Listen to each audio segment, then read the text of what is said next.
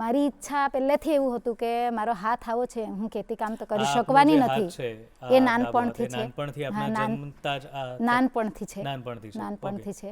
એટલે મને એવું હતું કે ખેતી કામ તો હું કરી શકવાની નથી.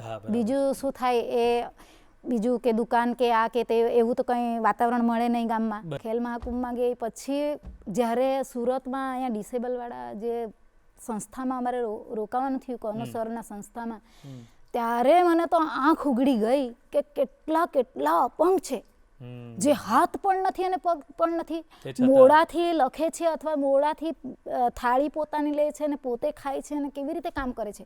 એકબીજાનું કામ કરવાનું નહીં, પોતે જ પોતાનું કામ કરવાનું.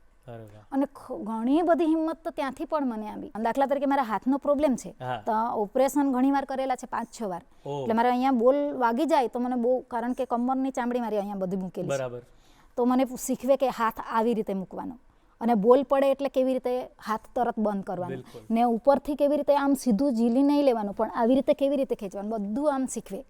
પછી હા સ્ટેટ બોલ આવે તો કેવી રીતે લેવાનું, સાઈડ પરથી આવે તો કેવી રીતે કરવાનું, બધું શીખવે.